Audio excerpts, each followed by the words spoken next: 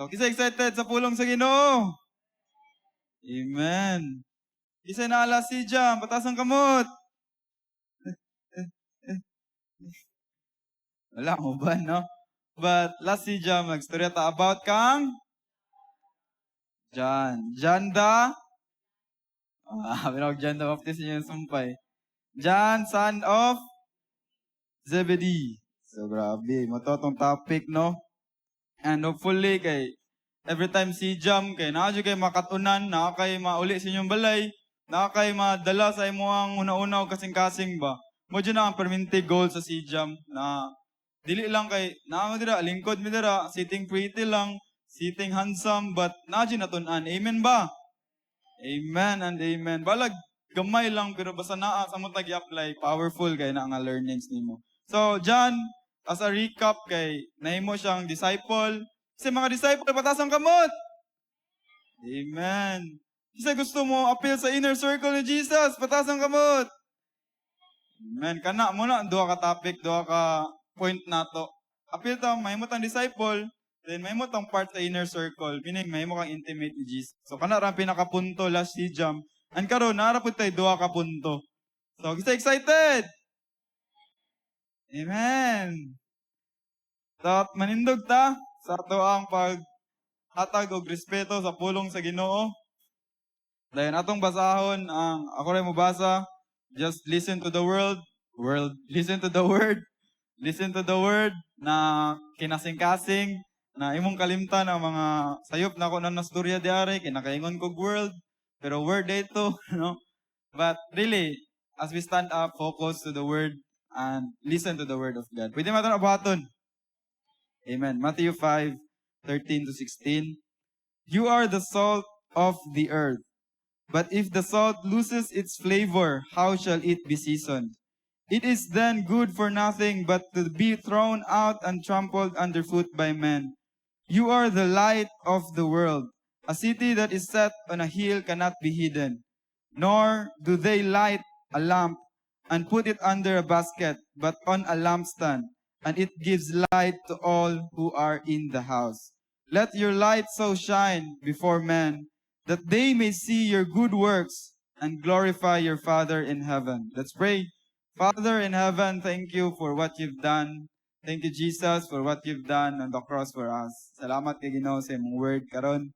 As we stand up, as we hear your word, as we listen to your word, as we respect your word, thank you na mugawas mi diari, Lord God, na lugar nga naay nasabtan, na ay i-apply sa mong kinabuhi. Thank you, Jesus, that your word, Lord God, will strike, Lord God, our hearts, the heart of your people, these young people. Salamat kay Ginoo nga ma-rebuke sila, ma-rebuke me. And thank you, Jesus, na mag-repent me, Lord God, sa mga sala nga among nabuhat, sa uban pa, Lord, na kailangan na mo buhaton sa among kinabuhi. Salamat, Lord, nga imong pulong ra jud ang makausab sa amua. Not the people around us, but you can use the people, Lord God. Thank you for what you've done. Salamat kayo sa CJAM. Salamat sa mga youth nga naa diari. We give you the glory and honor in Jesus' name we pray. Amen. Let us all be seated. So, ang atong sermon karon kay klaro kaayo, no? Nansa nakabutang dira. Let's read it. 1, 2, 3, go! Salt and light. So, muna atong topic karon. Salt and light. And sa imong paggawas diari, kana lang ng mga pulong imong dadon. Pwede ba nato na buhaton? Amen. Let's be serious of the word and apply the word. Kana dyan ang pinaka-importante as we seek God. So, salt. First key point, the salt. So, what does a salt do? Say, mabuhat sa salt. Kabalo mo say salt? No? Asin ba? Asin. Ana si Lord na, you are the salt of the earth. Asin ka sa kalibutan. Grabe unsa kay naa sa asin, no? Mura ba siya kuan biya? Mura siya katong nasa saray, Carl ba, no? Mura dili. Dili ra. Pero asin siya. Muna atong isgutan karon asin ka. Ina mo tapad, asin ka, igsoon. Ala, asin ka. Unsa ka kaparat ka, ano? So, asin ka, igsoon. So, let's start with the literal salt, asin. Unsay mabuhat sa asin? Kasi kabalo. pangtimpla, ipayo sa mangga, unsa ba? Wala, answer dira, nani +5 sa langit, come-answer ka. So, asin. Unsa rin mabuhat sa asin? No, kana, ang gusto ko na maguna-una, bitaw ta, unsa rin naka sa asin, no? Kaysa akong pag-study ani kay asin, maano ko asin. Di man ta ka malumuluto, so, saan na ako ng asin, eh. No, para sa ko ang asin kay, kato, sa mangga, no? But, asin, unsa, dagan kay mabuhat ang asin, di ba? Kabalo mo, ana, wala. Or parehas mo na ako na marag, wala ko balon siya mabuhat sa asin, bay. Ano, bitaw? But ang asin, dagan kay mabuhat, igsoon. So, literal na asin, prevent food spoilage. Mo din na ang mabuhat sa asin. Welcome sa Lord, mga igsoon. Mo din na, ang sa ito mabuhat sa asin? Prevents food spoilage. So, ang asin kay mo prevent sa food na ma-spoil. Kanang sa Bisaya pa, ang sa gani, kanang dili-dali madaot ba? Dili-dali panos. Ang asin, dali mapanos. So kung ang pulong sa gini yung niingon nga, ikaw ang asin sa kalibutan, dili ka dali panos. Simutay mong kauban dirabi, masig panos na ba? Amot pa. No, dili ka dali mapanos. Lantaw ni Gab. Lantaw Gab, grabe sa kagabi. So, kana ang asin. Kana ang pulos sa asin. Kung naay asin, dili dali mapanos ang isa ka pagkaon. Ang tungod kay giingon na sa pulong sa Ginoo, it is like us. Dili ka dapat dali mapanos. Kung naa ka kay ma-preserve ang imong kauban kung asa ka. Ang kadua kay nadira, basahan na to. 1, 2, 3, go. Flavor enhancer. Wow, English. Atod pa ni Carl, nag-English ko ba? Ano, ito, flavor enhancer. Meaning, ang asin di ay kay maghatag og kalami ba? Kalami sa kagrupo nimo. Ano, bitaw ka na, kung naa ka kay mabibo siguro. Kung naa ka kay may flavor ang life, bitaw. Dili bitaw boring. Kasi inana na may amigo. Tapos ang kamot. Wala. Kana inana ka na amigo. Pag naa ka kay mabibo bitaw. Pag naa ka kay nay something. Ano bitaw? Kung makabantay ka na or ma-feel nimo kung nakakuha ni na grupo kay naalagi murag something may tabo or naay flavor, naay ma-enhance na talent, naay ma-enhance na skills, naay ma-enhance na unsa pa. So, kana ang literal nga asin, kana ang pulo sa asin.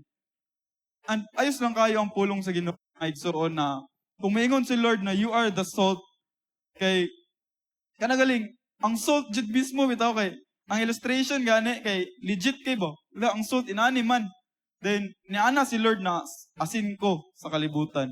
So, dapat kay maparehas ta sa salt ba? Na mo prevent and mo enhance. Muna ang pulo sa salt, ang literal na salt. And let's go to the biblical salt na giingon diare na you are the salt of the earth. But if the salt loses its flavor, how shall it be seasoned? Kana na punto, dira na part. Unsa day ang asin diara? Unsa day ang salt diara? Pinakauna kay sino nakabutang?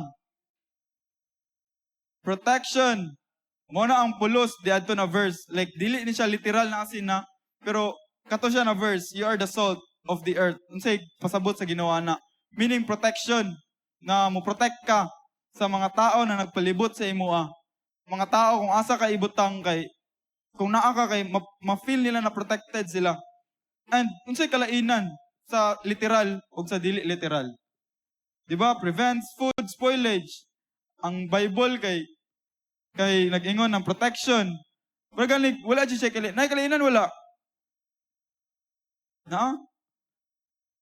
Wala. Prevent food. Dahil ang isa kayo, protection. Diba? Wala. Wala. Diba? Na-answer si Gab. Sorry, rami niya. Mag-debate rami niya ni Gab. Daw yung answer. Ako, wala akong answer. Sorry, tayo na Gab. But, kanagali, like, pares-parehas na sila. Naaman siguro, na-point si Gab na naa. But, ang punto, kay pares-parehas sila. Kadua kay, purity and spiritual growth. You are the salt. When Jesus said, you are the salt, kay, kung naa ka sa isa katapok, kay, naabi tayo ma-purify. Naay ma-purify, naay ma-enhance. Pares na Japon siya. And, it speaks of growth. Na, Mugro ang isa ka tao pag naa ka. Kana gali, kana ang asin di ay. Ang asin kay naay mabuhat sa isa ka putahe. Ang asin kay naay pulos jud, dako kay ang pulos. And lantaway mong kaugalingon na asin ka. Kana galing naa kay mabuhat ba sa isa ka grupo, naa kay mabuhat sa isa ka komunidad, naa kay mabuhat sa family, naa kay mabuhat sa inyong friendship, and even sa imong life naa kay mabuhat. And kana imong kailangan na i-embrace na asin day ko. Asin day ko. Asin day ko. Ana ni asin ko. Asin ko. Ana ka ba karon asin ko. Ana ka asin ko din. Dili na din ka tao dayon no. Asin na din ka. But ang punto kay kinanglan ka may mong asin. Ina mong kaugalingon asin ko. di man ta makatuwa ni ay. Di man ko asin ay. But kana you are the salt of the earth. Matthew 5:13, you are the salt of the earth. But if the salt loses its flavor, how shall it be seasoned? It is then good for nothing, but to be thrown out and trampled underfoot by men. Leviticus 2 verse 13, gusto na ako kamo mo basa. 1, 2, 3, go!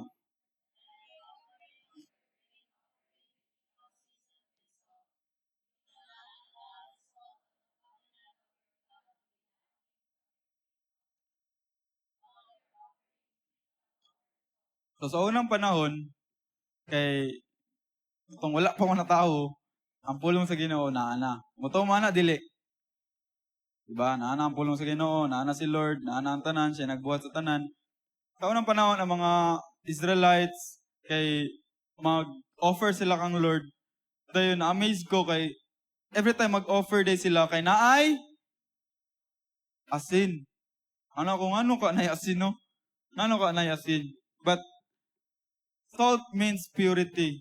Kung naay asin sa iyang ilang i-offer kay it means that that offering is pure. Legit ba? That offering is kanang pinaka-best na offering kay naay asin.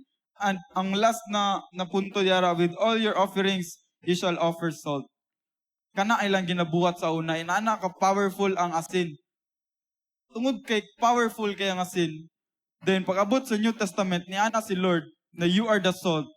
Meaning, you are powerful. Very good sa mga nakagets.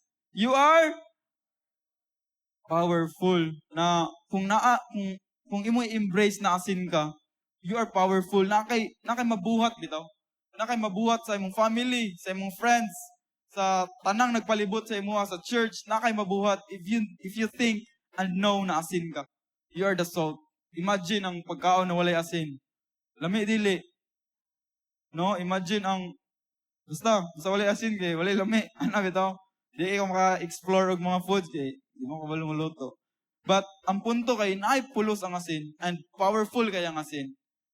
And imagine si Lord niingon, you are the salt of the earth. That is who you are.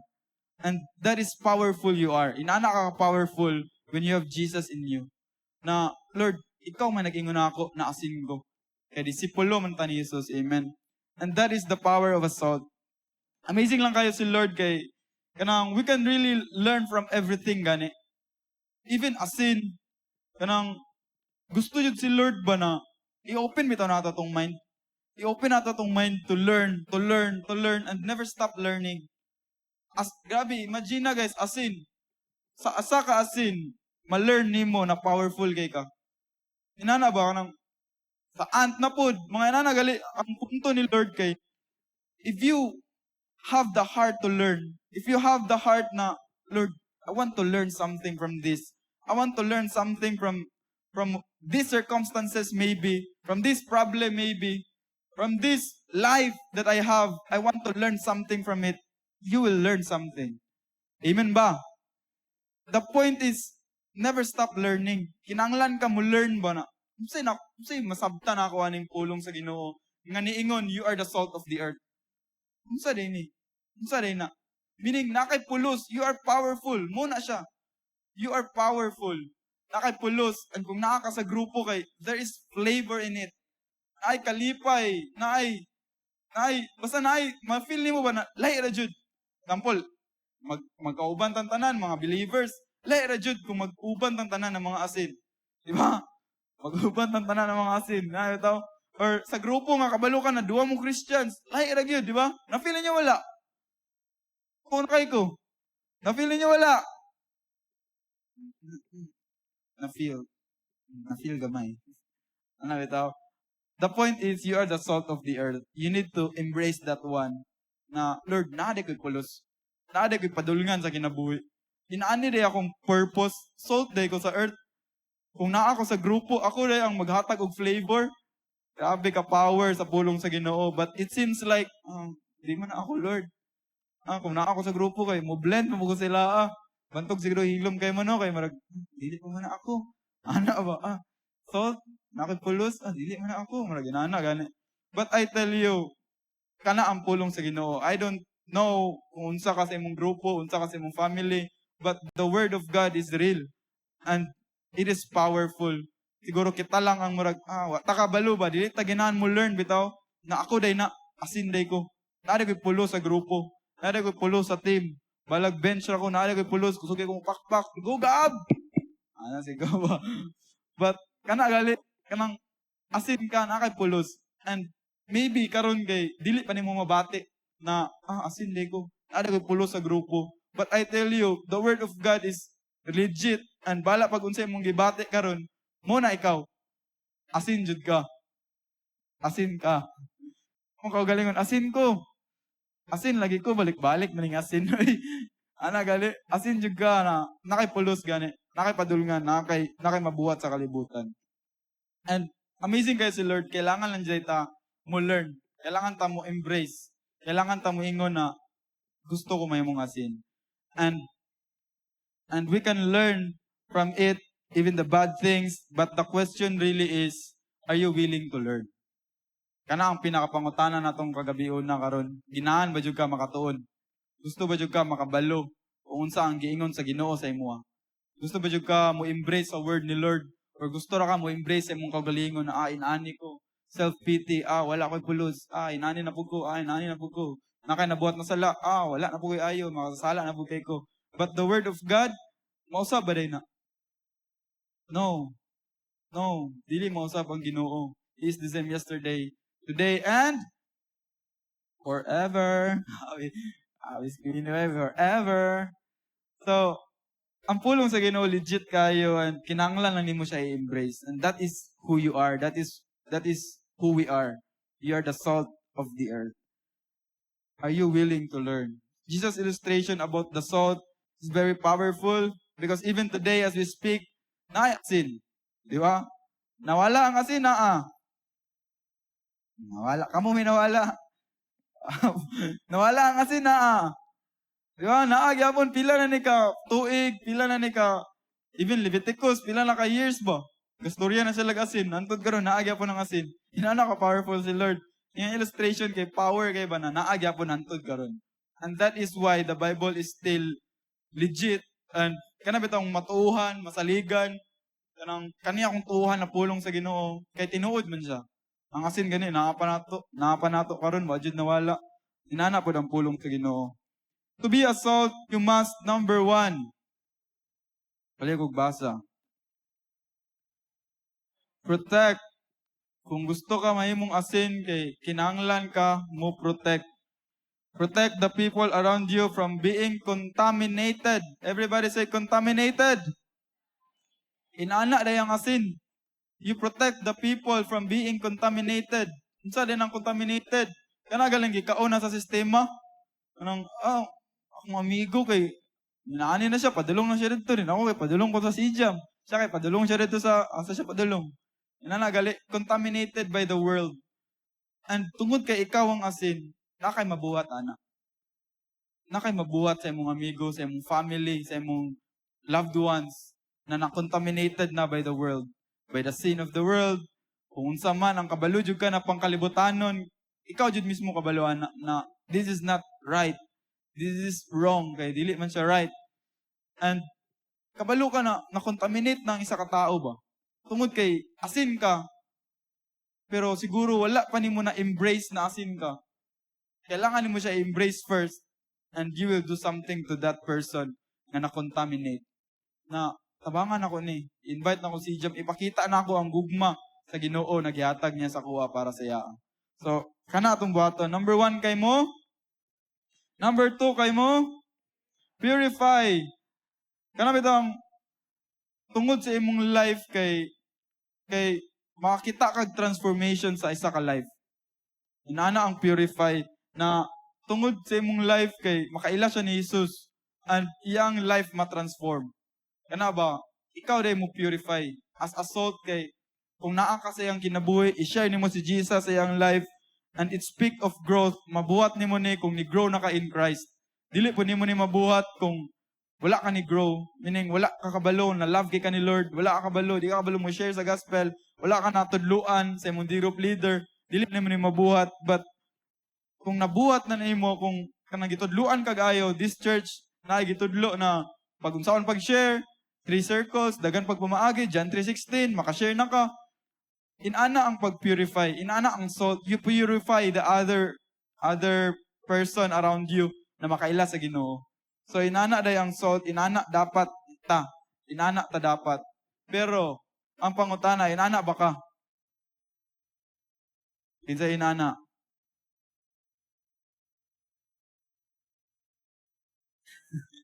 Salamat kay mga iso. Nakasapan pang gabi na karon. Saban, dito ta pulong sa Ginoo karon no. Dili tayo inana no. Kasi dili inana. O tas ang kamot. Dili ulit tayo inana tanan no. But, ang punto kay, kailangan tamay mong inana. Dili man siguro tayo inana karon. But, kailangan tamay mong inana. No? Bantog na hilom kay mo, no? Kay, dili man tayo inana, no? You are the salt. Sagpa ka ni sa tuwa. Sagpa dyan ni sa tuwa, mga igsoon. Matthew 5:13. You are the salt of the earth. But if the salt loses its flavor, how shall it be seasoned? It is then good for nothing, but to be thrown out and trampled underfoot by men. Meaning, when you don't prevent people around you from being contaminated and you don't give flavor from the people that surrounds you, then maybe you are that salt that loses its flavor. Diba? Pinakauna na to na punto kay kinahanglan tamay mong asin. Grabe, dasig kay kumaingon, asin ka! Nawa ni sumpay. Nawa ni sumpay. Grabe, sad mo, katawan na niya kung magkakuan. Nawa ni sumpay, di ba? Unsay sumpay? But if the salt loses its flavor, dire siguro, mag-agree na siguro mo, ako na, nawala akong flavor nga asin. Inahanap bitaw. When you are that salt that loses its flavor, how shall you be seasoned? In the Bible, seasoned refers to the transformative power of salt. Muna ang seasoned na pasabot diara. How can you be that seasoned? How can you transform life if you lose your flavor? And maybe, ikaw na karon. And it's a slap of Jesus Christ. Fuck. Na, ikaw, anak ka sa Ginoo, pero, dili ka salt. Anak, bitaw. Isagpa na to sa pulong sa Ginoo, mga igsoon. Salt represent the transformative power of faith. Transformative power of faith. Transform. Sa Greek sa transform. Limot po ko. Basta, metamorpho. Siksika kayo. Nakanatunan sa Sijam. Salamat kayo sa yung ginabuhi. So, transform, meaning, ikaw di ay, kung salt ka, you transform life. Kailangan di ka para yung isa ka tao matransform. And you do that by sharing the word, sharing love, be there for that person. Inanabit ako, transformative power of faith. As a disciple of Jesus Christ, He said that we are the salt. Ang punto ani kay giingon ni sa Ginoo saya mga disipulo. Example, nagstorya si Lord din ay mga disipulo niya. Giingon din niya. Meaning pwede na to siya maingon sa atong kagalingon na giingon na nimo sa kuwa Lord kay disipulo pud nimo. Disipulo man ta sa Ginoo tanan kay dito man ni Jesus Christ. Kasi wala nito ni Jesus Christ. Diba nito to tanan? So, pwede na to ma-apply ang giingon sa Ginoo that you are the salt. Ana si Lord na He said that we are the salt. This is not for ourselves, but for the world. Dili kay salt ka para lang sa imong kagalingon na you transform your life. Inaani ko, mutuo ko sa imo, Lord. Apil ko si Jam, musik ko sa imo, Lord. For yourself lang ba? Lord, love kay ko nimo, Lord. Lord, ako ra jud ni Lord. Ako ra jud imo love. Dili mo love ang matapad. Ana bitaw, being a salt is not for yourself. Diba kung salt lang imong kaunon, bati po kayo. Diba sumo, marag lain po kayo para tra kayo. Dapat isagol nimo siya ba? Sakto dili. Sakto, ana lang, ingon na lang mong sakto kay nakasab-an man ta karon. So, kana bitaw, kinahanglan na mahimo tang naay pulo sa uban. Dili lang sa tong kagalingon. Transform others. Kailangan gamiton ta sa Ginoo para mo-transform ang uban. Transformative power of faith. When you are seasoned, you have that faith to share good news, the love of God, be a real friend to your friends. Kani mo mga buhaton, but basta nahimo na kang seasoned na pagka-Christian. That can transform life. It's God who transform, but God can use you. Amen. Amen. Si Lord ang mo transform, pero gamiton ka sa Ginoo. Ina mo dapat gamiton ka sa Ginoo. Asin ka. Ina siya asin ka. Asin ka, mga igsoon. So, life is a choice. In life, we need to choose, and the Bible is our guide. It gives us direction. Matthew 5:13, you are the salt of the earth, but if the salt loses its flavor, how shall it be seasoned? It is then good for nothing, but to be thrown out and trampled underfoot by men. It's a rebuke from the Lord Jesus Himself and a direction that we must not take. So, be the salt and continue to have that flavor in you. Kato lang no, sa sunod nga punto gali kay ana ang pulong sa Ginoo. It is then good for nothing kung dili ka salt na naay flavor. It is then good for nothing. Meaning, ang imong pagkakriyas Kristohanon kay mahimo siyang walay pulos ba? Kung walay flavor imo ang pagkaasin. I'm not telling na wala kay pulos, but kanagaling you receive that love. Nanong imo ara man na kinahanglan nimo siya i-share. Even ingon lang kag sa imo kamigo na ako sa imo para naara ko para sa imo amigo, iga that love mabati na niya kay nakakasiya. And inana ang sagpa jud sa Ginoo kay sakit kayo, no? It is then good for nothing but to be thrown out and trampled underfoot by men. Meaning ilabay ta sa Ginoo kung dili ta mahimong asin sa kalibutan. Grabe ka sakit, grabe ka tinuod pod nga pulong niya. But you have a choice. Na kay dapat buhaton. And I pray that we will choose wisely. Ayos lang kayo si Lord na tungod kay God siya, wa siya ni ingon sa atoa na mahimo kang salt. Siya ang pagkaginoo, wa siya ni ingon na mahimo kang salt. But ang giingon ni Jesus, you are the salt. Wala siya ni ingon na be the salt. Gets ninyo? Gets wala? Di ba, wa siya ni ingon na be the salt. Niana siya dito, you are the salt. Meaning, you don't have a choice. But tungod kay disciple ka, believer ka, you are a salt already. Dili man siguro na di mo mabate na itong giingon ako ganina na kung salt ka, mo protect ka, mo enhance ka, but padulong ka diara. Amen? Amen. Padulong ta diara. Wala pod niingon ang pulong sa Ginoo kung dili ka salt karon, wala na kay pulos. But kinahanglan pod ka mismo mo transform sa imong kagalingon. And it's a declaration, not a request. And here comes the good news. Pinakauna nato na topic kay ang salt. The salt, dapat kita na. Pero napay sumpay in verse 14. Sa sumpay, atong basahon, 1, 2, 3, go.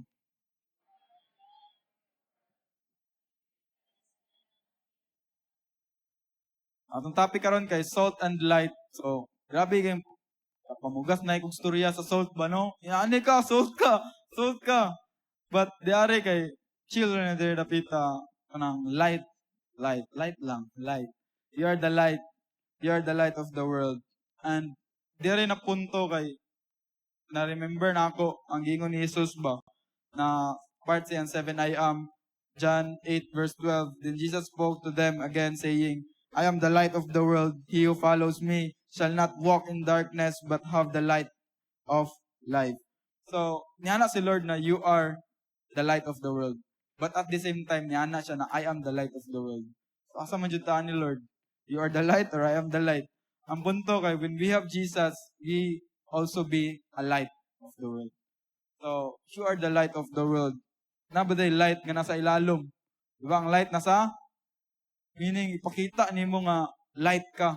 Parehas nagyapog punto sa salt na dili nimo taguan kung kinsa ka. Kung Kristohanon ka, ayaw ikaulaw. Kung Kristohanon ka, ayaw iingon na, inom ta.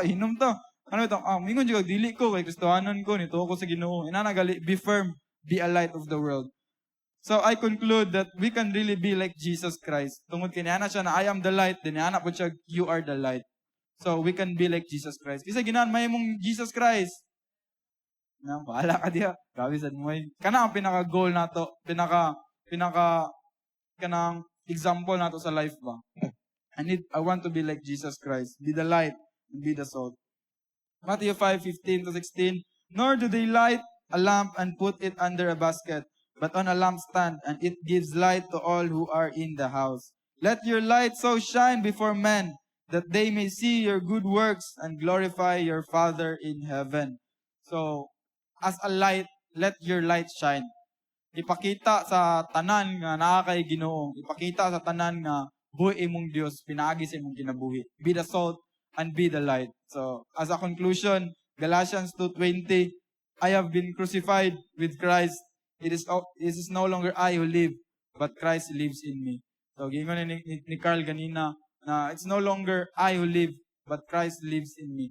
And that is being the salt and being the light. Dili na tungod sa imua na maayo ka na tao or buutan ka na tao, but it is Jesus Christ that is in you. Walay imua na himaya sa Ginoo tanan. Dili tungod kay buutan kay ka, naningkamot ka na may mong light, naningkamot ka may mong salt. No, but it is Jesus Christ that is living in you. Lord, di na ako kaya may mong salt. Murag wala ko kay flavor karon, but Lord, akong gihatag akong kinabuhi sa imua. It is no longer I who lives, but Christ lives in me. And that is the word of the Lord.